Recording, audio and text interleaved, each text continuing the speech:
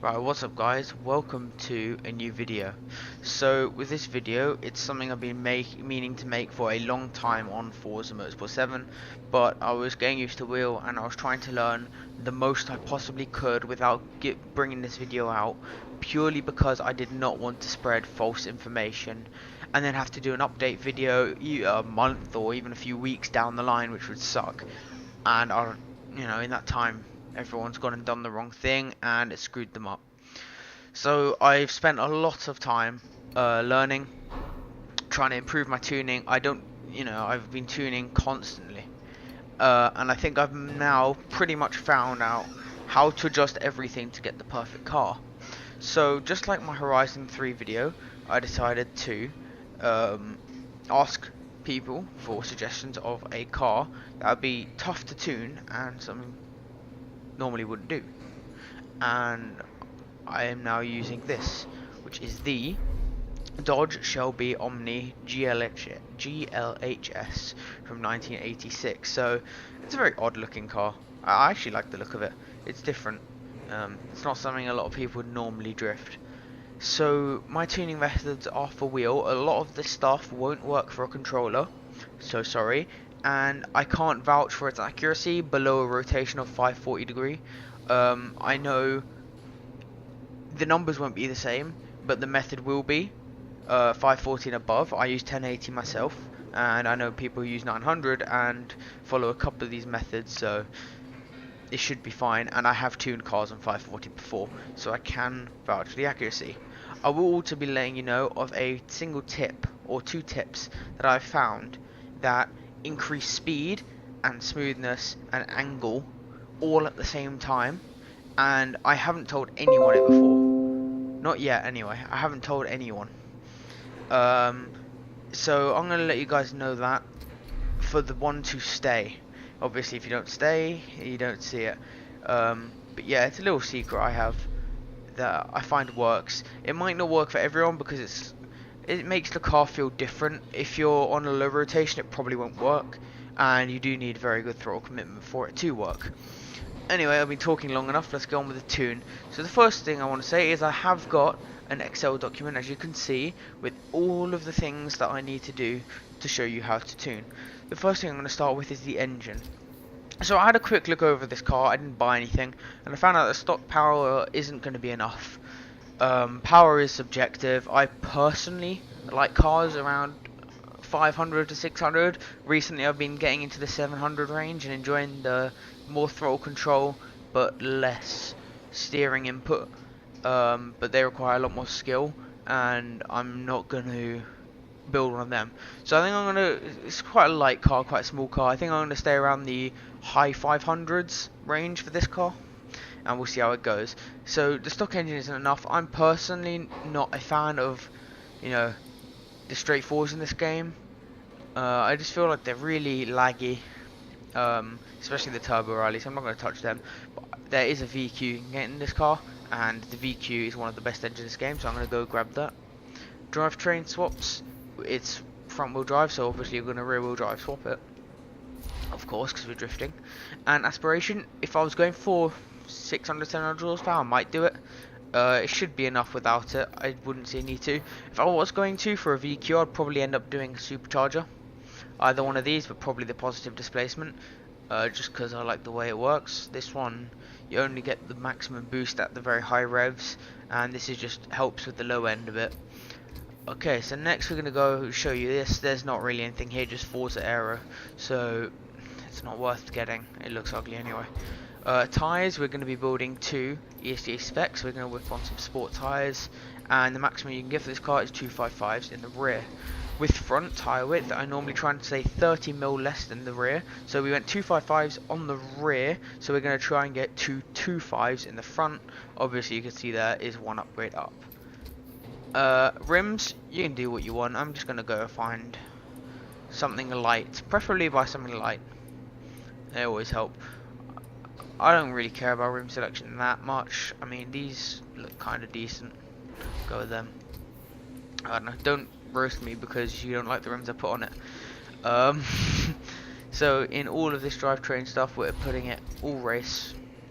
There's no need to put anything else. you know, lower. You're just making it harder for yourself. Brakes, race, so we can tune them.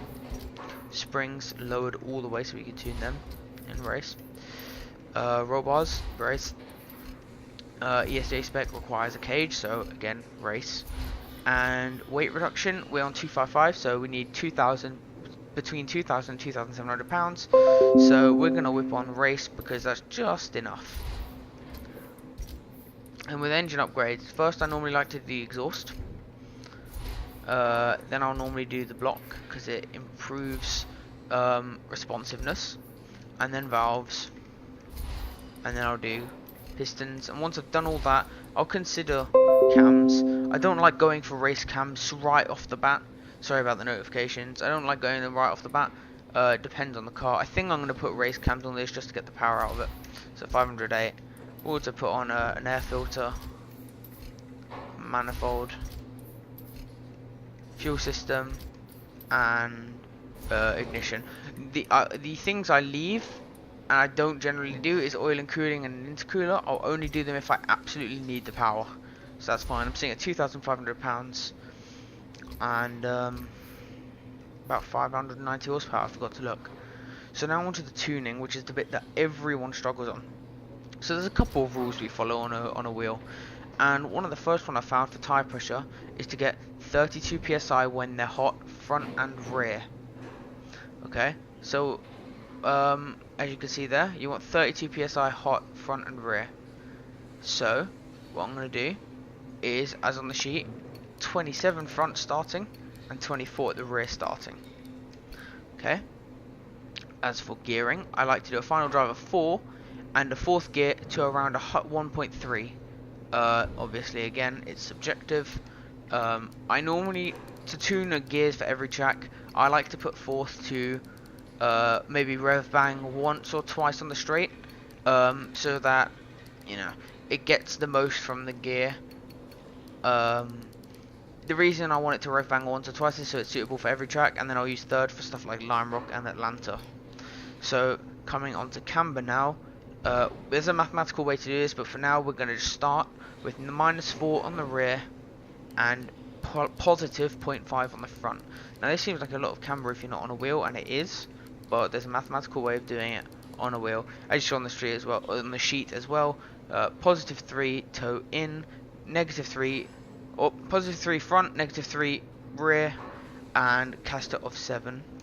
Going on to roll bars, we're going to start with 30 in the front, 23 in the rear. These will get adjusted. And here's one of my secrets.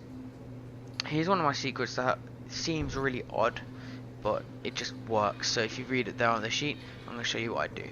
So the way Forza works is the spring rate and the ride height affect how you bottom out.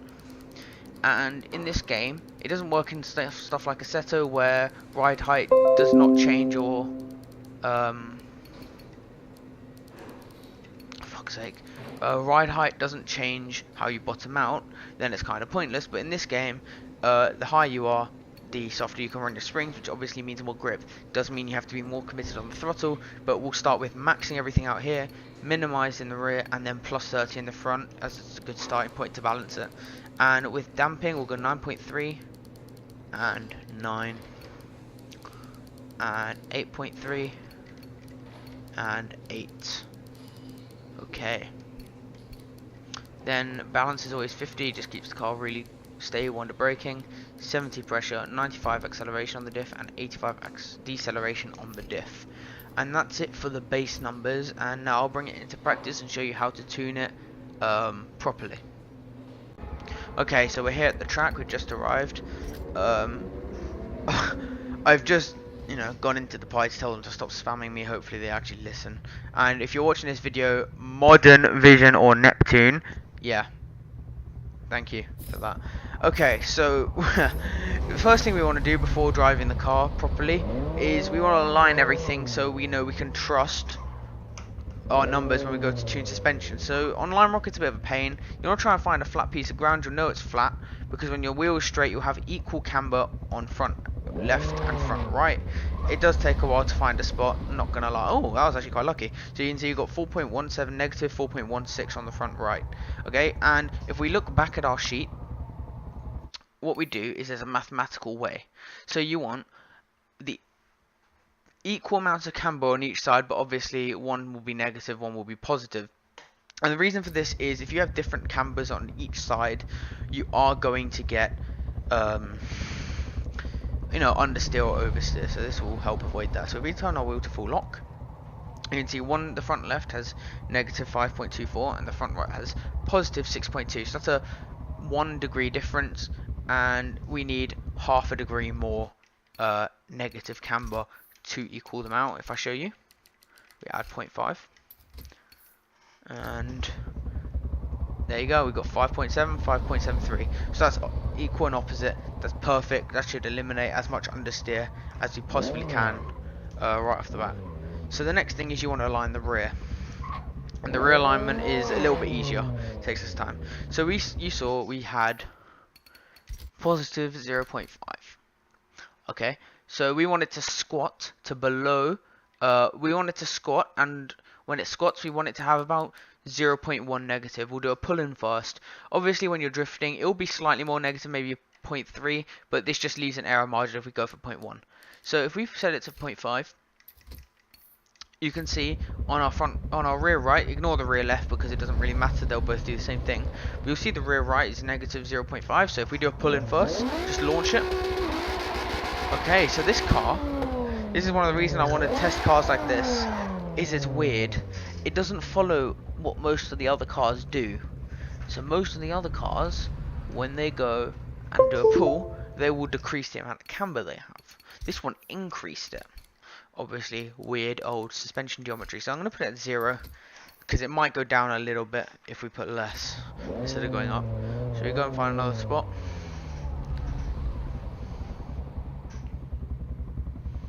We stop here, let's say.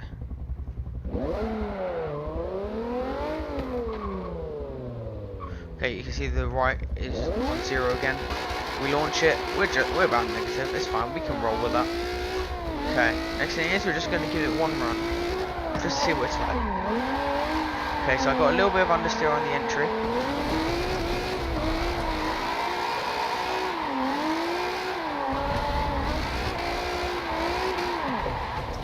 Okay, so that's not the best. We had a little bit of understeer on entry, and then the car didn't want to be stable. So the first thing we're going to do is check, actually before we do any of that, we're going to check that the springs aren't bottoming out and see how much they have left. So we can see it's pretty close to bottoming out. It's hovering about 0.8 on the leading wheel. You want to check the leading wheel. So 0.8 is perfect. It gives us an error margin in case there's a big bump in the road or anything. So that's perfectly fine. So that's why we raise the rear. So it will squat and you'll get more grip.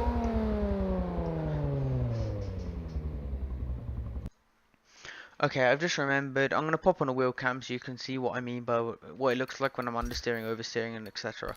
So I'm going to, we got understeer on the exit, so we're going to increase our front spring rate. So what happens is, when you increase the difference between the spring rates, you'll get more oversteer on the entry, but more understeer on the exit. And if you decrease the difference, you get more understeer on exit, more oversteer on entry. So it's good to balance your car, and I try and keep these in line. So there's a 40 pound difference, so whenever I do that, I'll also do the damping to 0.4 difference.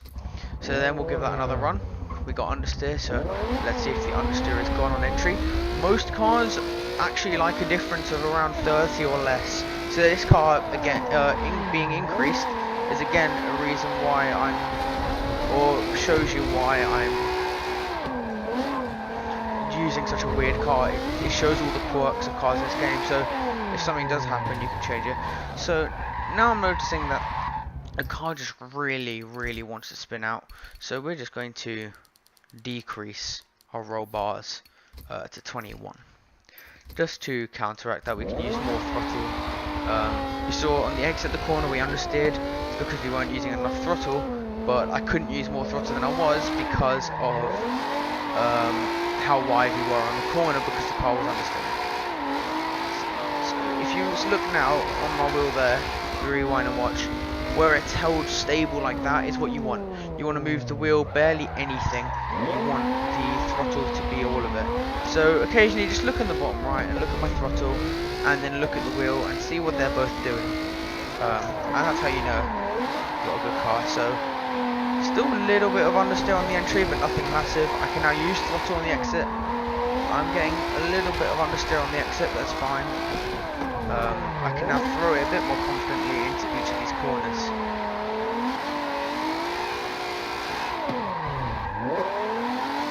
There we go, nice. A little bit messy at the end, but it's okay. So now if we look, we've got 32.8 psi in the front and 33.2 psi in the rear when it's hot. So obviously the rear is about 1 psi too high. So I'm going to go down 1 psi and the front is going to go down half. Okay, so that should now hopefully end up being 32 hot on the next run. Obviously 32 hot I found on Forza through multiple forums and through my own testing. 32 is the ideal pressure. Yeah, it just is. Don't know, can't explain it. Some cars are exceptions. I don't understand that either, but some rarely. If this car isn't an exception, then you should be fine for most cars. I'd suggest most of the people watching this video probably do something like a Nissan to start this tuning method so you can learn it on a good car. I'm just showing you that it works on an odd car. Okay, so let's have another run and we'll see what the pressure gets to on this run, and we'll check straight after the run.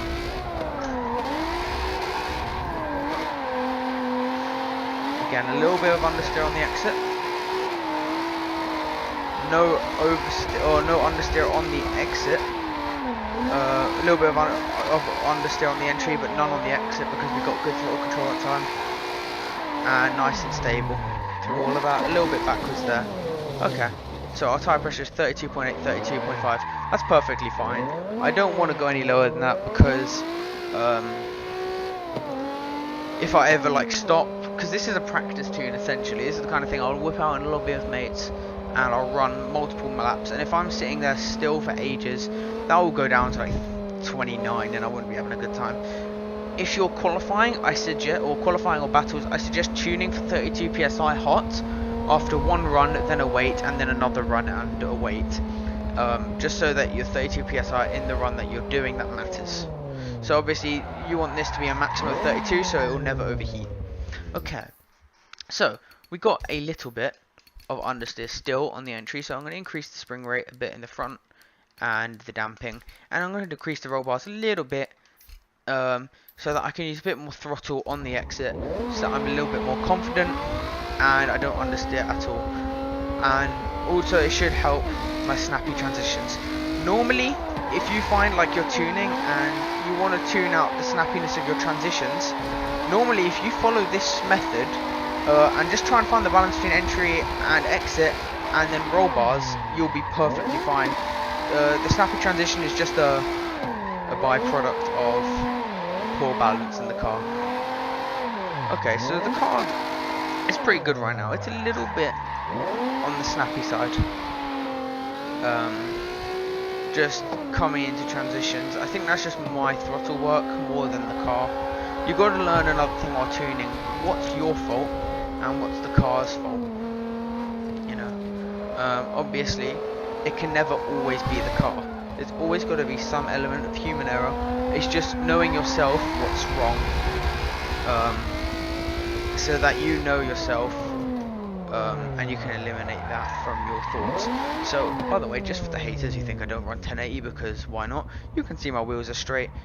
There's one rotation, and there's a half. Good thing I have cam. So that's 540 each way, 1080 degrees. Pretty simple. Also, for those saying that it doesn't work in this game, 900 doesn't work in this game, it does. If you look at the telemetry, you can see it turns all the way while I move my wheel. So it does accept it, and if you're not running it, it's just because you simply can't. I mean, you're seeing my wheel's rotating itself fairly well, and I know that some people don't have force feedback wheels, they have rubber bands, but you know, I don't know. I just think that why run low rotation? Okay, so what happened there on that corner was all my error, not the car, so I'm not going to change anything from that run. I'm not going to go into my tuning and edit any numbers because of it. I'm just going to go for another run. I'm going to remove that from my mind because it didn't mean anything. Again, you just got to know what's your fault and what's the car's. So very, very strong entry. A little bit of understeer.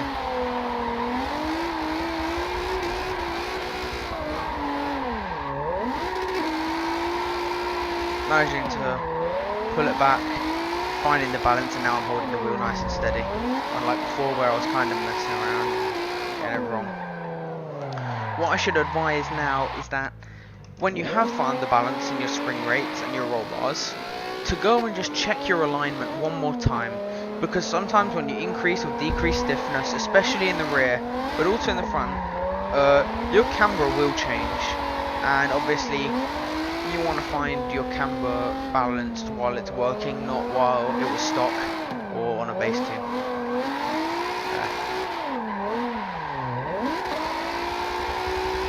So I think I'm just going to decrease my roll bars just a tad more so I can use more throttle on initiation and eliminate any issues. So I've gone down to 18. That might be a bit excessive. I might need to go up again. But yeah, we'll see. Sorry that this is a long video, but I wanted to give you a really in-depth, uncut, so you can see all the issues that I'm having. And show you that it can take a while to tune a car. I mean, at the end of the day, 10 minutes isn't that long. So far we're at 10 minutes in the game. But yeah. So that was my bad there again. That was me not catching the wheel right. So, again, my error. This car will never balance how I want it to balance, I don't think, because it is just an odd car. Old suspension, all of that. If you take like an S chassis, you should have no issue holding the wheel exactly where you want it and just letting the throttle work do the rest. I'm going to try and hit a good run now and hopefully prove that the tune is now dialed. It's almost there. I'm pretty sure it's almost there, but we'll see. So if we have a look at gearing on this run as well, you want fourth gear on the power rally to be ideal. Good throttle control around there. Perfect. Okay, so we're rev banging quite a bit up the power rally, which probably isn't helping the snappiness issue. We hit it like 3-4 times, I think there, 4 or 5 times, which isn't ideal. You want to hit it once or twice maximum. Okay, so I'm just going to very, very quickly extend that to 1.25, I think, and extend everything with it. So gearing, fourth should be used around all of Lime Rock. Third should be used for all of Long Beach, except the last corner, the last hairpin, you should use second. Tracks like Silverstone, depending on the car, third or second. Generally third. Atlanta, third everywhere, and then Horseshoe, second. It all just depends, really. You can see, so this spring method only works for people who are committed on throttle and have good throttle control, which is why I've started running 700 horsepower in my cars, you know, because it just means you can have more throttle control, or rather than be full throttle all the time and then releasing. And so this spring thing won't be for everyone, but I found that it does increase smoothness if you get used to it, and it will make you start faster as well, because you'll get more grip. Okay, again, understeering on entry, it's okay there. Okay, now we're holding the wheel pretty steady. Get ready for a transition. Nice, hold the wheel where we want it. So you can see now that I'm basically just holding the wheel and it's all down to throttle control. I'll zoom on the wheel and the throttle for you so you can see exactly how it should look.